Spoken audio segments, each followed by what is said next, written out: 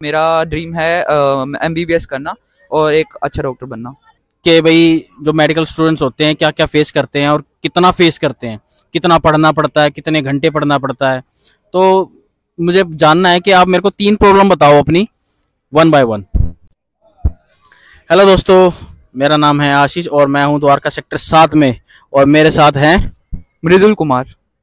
मृदुल कुमार, जो कि क्या करते हैं मृदुल आप? Medical student.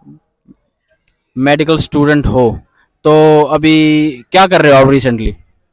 अभी मैंने पिछले साल ही अपनी 10th क्लास पास करी है और अभी मैंने 11th में साइंस स्ट्रीम परस्यू करी है। मेरा ड्रीम है एमबीबीएस करना और एक अच्छा डॉक्टर बनना।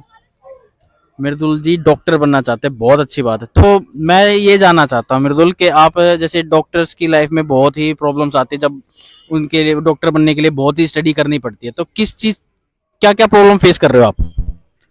मैंने 10th में मेरे 86% आए थे। उसके बाद 11th में मैंने साइंस स्ट्रीम ली है, पीसीबी ओनली।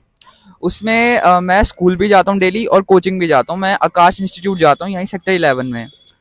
तो स्टडी ओवरलोड मेरे पे बहुत आता है क्योंकि मेरे को दोनों करना पड़ता है और दोनों में अलग अलग होमवर्क और एग्जाम्स होते हैं, इसलिए थोड़ा सा ओवरलोड पड़ता है पहले तो स्टडी का।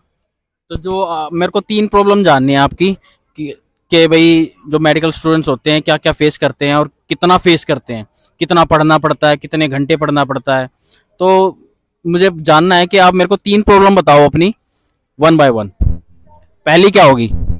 पहली प्रॉब्लम तो ये होगी सर, जैसे जब भी मैं अपना कोचिंग जाता हूँ और स्कूल जाता हूँ तो वहाँ पे मुझे अलग अलग पढ़ाया जाता है। कोचिंग में मेरे को अपना नीड बेस्ड एग्जाम के लिए, कॉम्पिटेटिव एग्जाम के लिए पढ़ाया जाता है और स्कूल में मुझे 11th में अच्छे मार्क्स लाने के लिए पढ़ाया जाता है।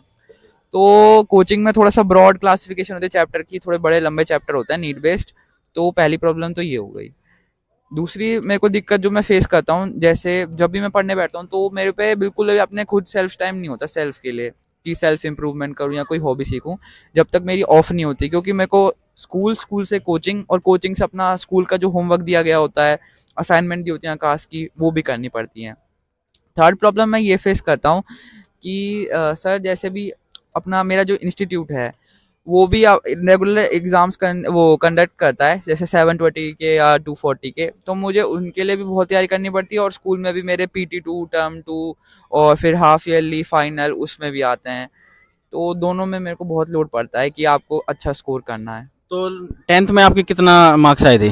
10th में मेरे ओवरऑल 86% आए थे, साइंस में 89 आए थे, मैथ्स में मेरे आए थे 72 और बाकी में भी। तो आप कैसे इंस्पायर हुए कि मुझे डॉक्टर ही बनना है?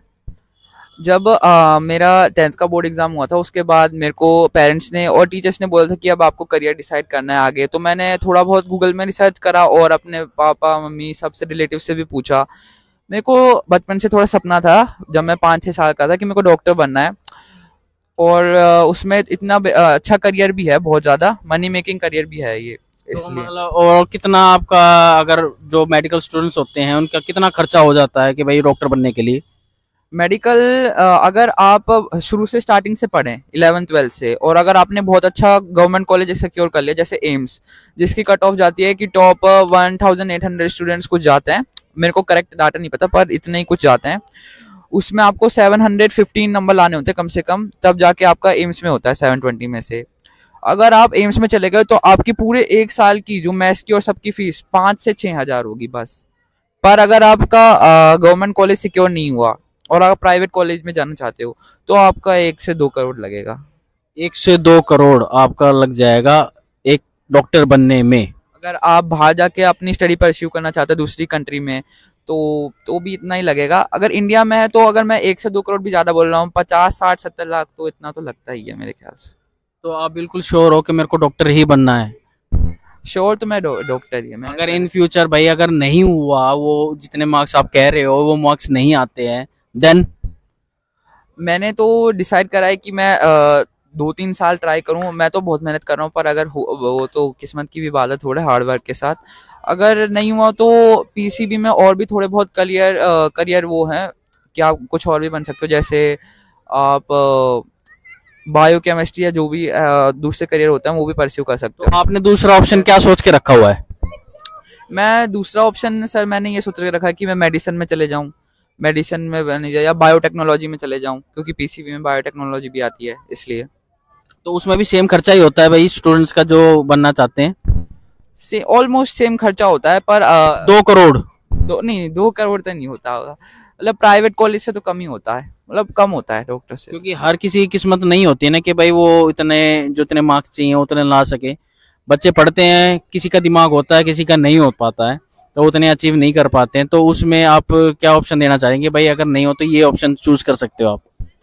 अगर बाय चांस नहीं हो पाए तो आप मेडिसिन में अप्लाई कर सकते हो, मेडिसिन के साथ बायोटेक्नोलॉजी में जा सकते हो। तो उसमें क्या फ्यूचर है?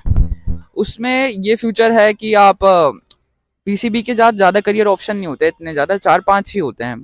तो अगर आपका नहीं हो रहा डॉक्टर में, नीट में नहीं हो रहा, तो आपको यही करना पड़ेगा, वैसे इतना ज़्यादा ऑप्शन तो नहीं होंगे। और जो ये डेंटिस्ट वगैरह होते हैं ये? ओरल केयर वो भी आपका नीट निकालने के बाद ही आएगा, उससे पहले आपको उसका कॉलेज नहीं मिलेगा। जैसे अपन जब नीट निकालते तो उसको कहते हैं नीट यूजी, है ना। नीट यूजी जब निकालते हैं उसके 4 साल बाद अपन 4 साल तक कोर्स करते हैं कॉलेज में। 4 साल बाद फिर एक एग्जाम होता है नीट पीजी। उसमें आप अपनी वो सेलेक्ट कर सकते हो कि आपको किसका डॉक्टर बनना है, कार्डियो, ऑर्थो, ओरल। अच्छा, तो जो एक एमबीबीएस डॉक्टर होता है और एक एमडी होता है, क्या डिफरेंस होता है? एमडी और एक नॉर्मल डॉक्टर में, डॉक्टर तो आपका वो ही होता है जो आपका इलाज इलाज करता है। एमडी का मेरे को पूरा आइडिया नहीं पता, पूरा अभी नहीं पता है। मेरे को। एक और बात कहनी थी कि अगर जैसे आपका नीट एग्जाम नहीं होता तो आप बाहर जाकर भी, जैसे दूसरी कंट्री में भी जा सकते हो, वहाँ पे आपका एक दूसरा एग्जाम होता है। उसका पूरा क्लियर डिटेल्स तो आप गूगल पे भी सर्च कर सकते हो, नेट पे, इंटरनेट पे भी दे रखा होगा। पर अगर आप वो एग्जाम भी दो तो आप बाहर के कंट्री में डॉक्टर बन सकते हो।